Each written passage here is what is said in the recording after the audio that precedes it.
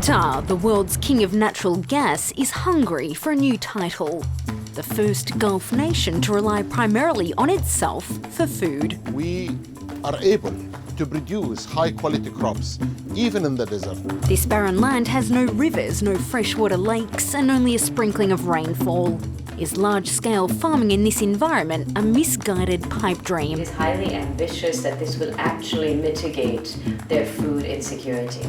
Yet this desert utopia has no limit, backed up by vast wealth, fierce ambition, and a dazzling display of imagination. We make the impossible possible here. This is the gateway to Qatar's food supply. It's known as Doha's wholesale market. Fruit and vegetables are sold here, but cultivated in fields thousands of kilometres away in Asia, Australia, Europe and other countries in the Middle East. As with all imported goods, the prices can vary, a fluctuation that's both unwelcome and uncontrollable. Lemon, one more, one packet, 20 riyal, one more, 100 riyal. No same every day. Only 6% of Qatar's land is considered arable, meaning this Gulf nation relies on others to both grow and set the price of the crops which feed its people. Here in the Arabian desert, the sun shines every day, yet it rains only a handful of times each year. You'd think it would be impossible to grow anything in this harsh climate, yet the Qatari authorities have an ambitious plan to transform this environment into agricultural land. Qatar has one of the highest per capita incomes in the world, but has this state, rich in gas, poor in water, finally stumbled across a challenge that money can't solve. Doha, the capital of this Arab state. The world's largest exporter of liquefied natural gas has blossomed with dizzying speed from a dreary desert port into a mini Manhattan in the sand. Yet during this time, imported food prices have jumped by as much as 5% each year, and the authorities don't like it. Most of our food is imported. We import about 90% of that. And so this is our biggest challenge because it's not about access to food, it's really about control. And whether that access can change over time and how we can make sure that that change does not affect this country adversely. To control an industry, it must be in one's own backyard, which is why the government wants to more than double the number of farms to 3,000 by 2024. This one outside the capital is a prototype. Inside these greenhouses, the freshest strawberries in the country. It will be filmed. But I would like to give you this one to taste.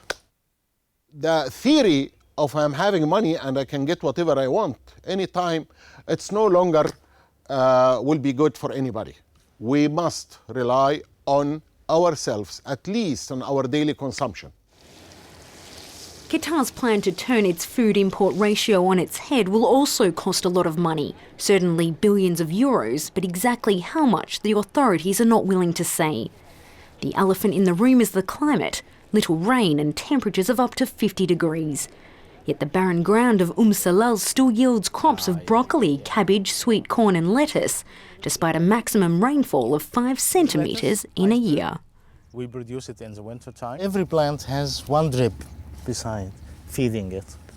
And where is this water coming from? Underground water. This is the only source here, the underground water. Underground water is not an unlimited resource. Qatar's aquifers are already severely depleted. Even with water-saving techniques, this type of farming is unsustainable in the long term, but plans here are still surging ahead. Well, this is a new project for a greenhouse for growing vegetables. Many more like this will be needed if Qatar is to reach its goal of 60% of its food grown domestically. I think that Qatar can produce, at least, can cover its needs of vegetables within a few years without actually any need for importing vegetables from abroad. It is possible. But others question whether this strategy of transforming semi-desert land into centres of food production is somewhat misguided. I think greening the desert is feasible for a country that has the financial and technological resources to do so, and Qatar obviously does. It is feasible, but I think it is highly ambitious that this will actually mitigate their food insecurity. I do not think they will be able to produce or the levels that they will need to produce that domestically. Our next stop is inside Qatar's industrial city. We're told the route through its gas fields is strictly off limits to cameras.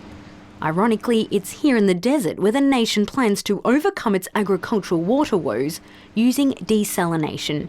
This is the newest and largest plant erected on sand by the sea. It's desert, and we built everything from scratch within 1 year. So we make the impossible possible here. We're given special access to this fortress-like facility that produces both electricity and desalinated water on a scale never seen before in Qatar. We're arriving at the desalination plant. This plant alone provides more than 200 million litres of drinkable water each day. In the last 10 to 15 years, there's been enormous progress in the desalination of seawater. And today we can produce 1 cubic metre of drinkable water in the Gulf for less than $1. The principle is relatively simple, even if the technology is advanced. Naturally salty seawater is heated to create vapour, which is then condensed into drinking water, seen here in blue. A highly saline solution is a byproduct of desalination. This is pumped back without limit into the Persian Gulf, 25% more salty than when it first arrived.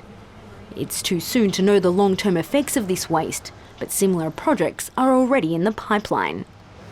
We are now on a stage to open and expand our desalination waters in Qatar to make more capacity. Like you see, we have the space, we have the capacity, we have the technology, we have everything.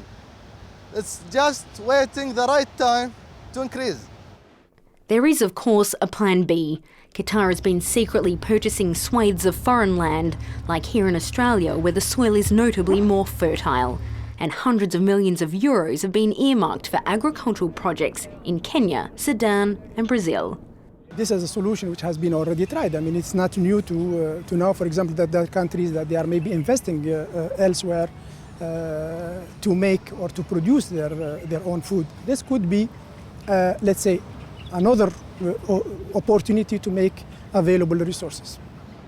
But homegrown produce remains Qatar's #1 priority. This pilot project costing €4 million gives an early taste of how far they're willing to go. This is the first crop harvested in recent weeks. It took just over 2.5 weeks from planting to actually picking the crops. As you can see, there's a lot of harvest ready to go, and we're picking in each bay approximately 1,000 cucumbers per day. It's no surprise then that cucumbers are on the menu at this press conference, a gathering of foreign ministers, partners and project leaders. These are surely among the most expensive cucumbers in the world, but the overall goal was to prove it was possible. For a cucumber, it's not a cheap cucumber that we're serving here today, but the point of this facility is really to develop the technologies, to optimize the technologies, and to make it then commercially viable. Solar power, desalination and evaporative cooling. None of these technologies is new, yet its developers say it's the first time they've been combined. So this really is one of the most unique parts of the project, is that right? That's right. This is where we take the evaporative cooling technology that we use in the greenhouse and apply it to enable desert agriculture. The way we do that is we take saltwater brine, so that's water that was seawater, but it's already been evaporated to make fresh water and to provide cooling in the greenhouse.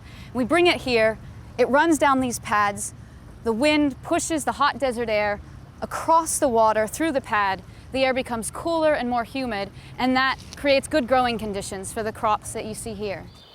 There's no guarantee this desert utopia will be feasible in the long run, but it's a risk the Qataris can afford to take. Every innovation project has some risk to it. But I think the risk is far greater if we do not try out these kind of things. It has a tremendous potential to use what we have enough of, like the sunlight here, the CO2, the seawater, to produce what we need more of, sustainably produced food, freshwater and electricity. Qatar has been positioning itself as a powerhouse in the region. Should this plan fail, its authorities will be deeply embarrassed. But should the desert bloom and this tiny Gulf nation becomes food independent, then Qatar can reasonably lay claim to its very own food revolution.